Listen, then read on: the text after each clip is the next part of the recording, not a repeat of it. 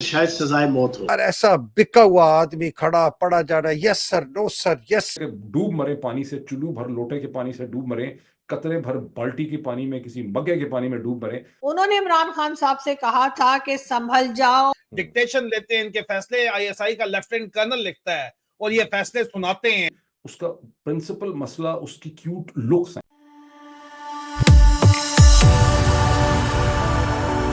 जय हिंद दोस्तों, मेरे चैनल मोदी डिश में आपका स्वागत है। दोस्तों, इस वीडियो को लाइक, शेयर और मेरे चैनल को सब्सक्राइब करना मत भूलिएगा। तो दोस्तों, आज पाक मीडिया बात कर रहे कैसे साइफर केस में इमरान खान को पाकिस्तानी अदालतों ने 10 साल की सज़ा सुनाई है और इमरान खान के साथ शाह महमूद कुरैशी को भी 10 साल की सज़ा सुनाई गई है।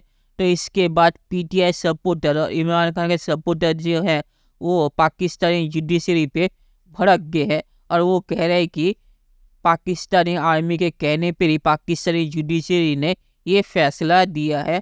और जो डिटेल मुझे पता चली है तो वो ऐसी डिटेल है कि उन्होंने जस्टिस करने का कोई नौटंकी भी नहीं की और सिर्फ सजा सुना दी। तो इसके पीछे पाकिस्तानी आर्मी का हाथ लगता है। दोस्तों, ये वीडियो बहुत ही मजेदार है, तो इसे पूरा जरूर देखिएगा। तो चलिए और इंतजार न करके वीडियो देखते हैं। अच्छा, ये जो बानी चेयरमैन पीटीआई के, इनका क्या मुस्तकबिल क्या देख रहे हैं आप? कि इनको इस अदालत से शायद सजाए मौत हो। शाह महमूद कुरैशी साहब जो हमारे फॉरेन मिनिस्टर भी रह चुके हैं और इमरान खान साहब जो हमारे प्राइम मिनिस्टर रह चुके हैं। जी हाँ, साइफर केस में दोनों को 10 साल के लिए जो है प्यार की हथकड़ियां लग गई हैं। जितनी मुनाफकत मैंने इस आदमी में और इसका वो जो जज है साथ जो और हिलाली में देखी, मैं माजरत के साथ कहता हूँ, बिकॉज इन्होंने अपनी जजमेंट में कहा कुछ और, लिखवारा कुछ और, बात जब निकली कुछ और। वो अटॉर्नी जनरल जो है वो बिल्कुल एक अजीब, यार ऐसा बिका हुआ आदमी खड़ा पड़ा जा रहा है, yes sir, no sir, yes sir, no sir, और ये बोले जा रहा, मौका ही नहीं दे रहा किसी को बोलने के लिए। मतलब this man is such A filthy, इतना गलीज मुनाफिक है। बाजवा साहब यानी कि जनरल बाजवा जो हैं, उन्होंने इमरान खान साहब से कहा था कि संभल जाओ, इंसान के पुत्र बन जाओ, नहीं तो फंस जाओगे। जो इमरान खान के साथ हो रहा है वही सब कुछ जो है वो इमरान खान के होते हुए जो है वो नवाज शरीफ साहब के साथ हुआ था। इसका मतलब क्या हुआ? इसका मतलब ये हुआ कि जो फिल्म का स्क्रिप्ट लिख रहा है वो स्क्रिप्ट राइटर एक ही है। ये जो ईमान बेचते हैं और पैसा कमाते हैं, इनका हराम जो कमाते हैं और अपना ईमान क्या पूरे मुल्क को बेचते हैं, इंसाफ बेचते हैं, इंसाफ का तराजू जो है वो बेचते हैं। डिक्टेशन लेते हैं इनके फैसले, आईएसआई का लेफ्टिनेंट कर्नल लिखता है और ये फैसले सुनाते हैं। इनके फैसलों की औकात ये है, अच्छा मेरी जदन लाभ कर रहे हैं, मुझे कोर्ट मार्शल, इंसाफ की औकात ये है कि दुनिया में जो इनकी सजाएं सुनाई गई हैं, इनके कागजों में हम मुजरिम हैं, हमें सजाएं सुनाई हैं 14 साल मुझे, इनकी सजाओं की बुनियाद के ऊपर हम किसी भी दुनिया के सिविलाइज मुल्क में जाके वहां की शरीयत हासिल कर सकते हैं कि ये देखो जी हमारे खिलाफ फैसला इस निजाम ने किया है, अदालती फैसला हमारे खिलाफ आया है। तो उनको पता है कि इनकी औकात असल में क्या है।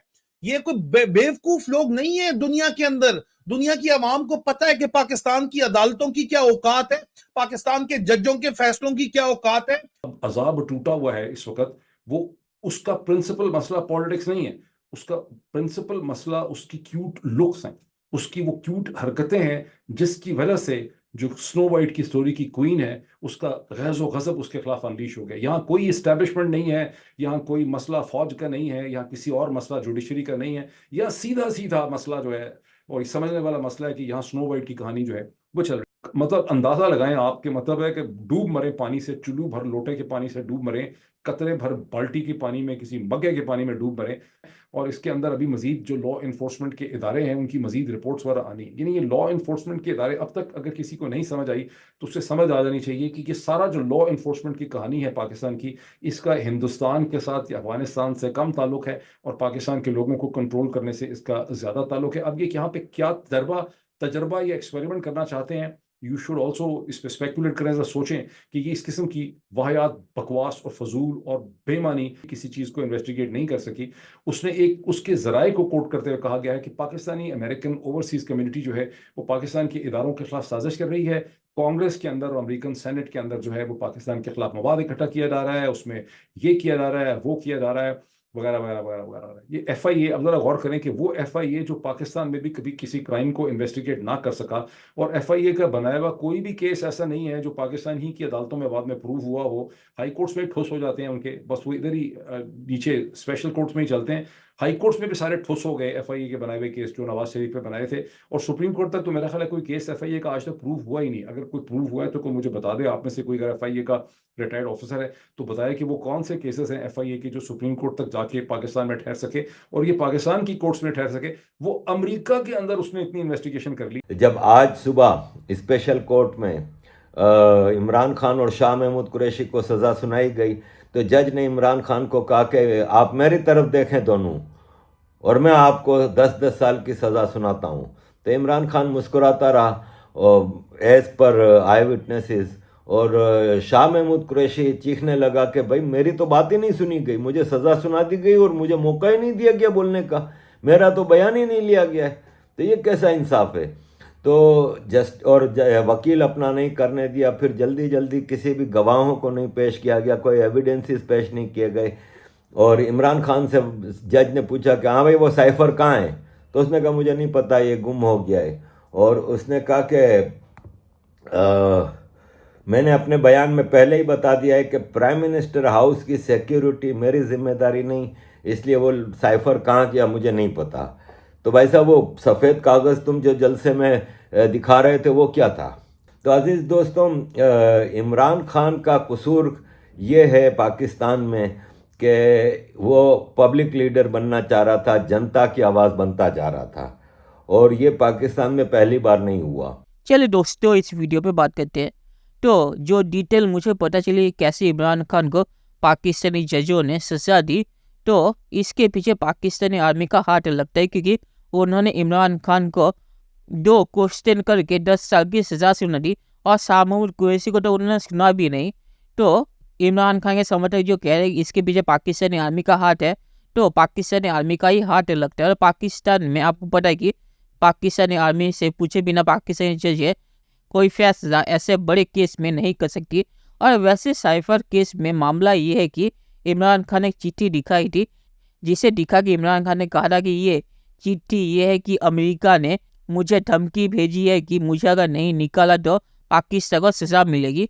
पहले अपोजिशन ने कहा कि ऐसी चिट्ठी है ही नहीं, फिर अपोजिशन ने कहा कि ऐसी चिट्ठी है, पर इमरान खान उसे गलत तरीके से पेश कर रहा है।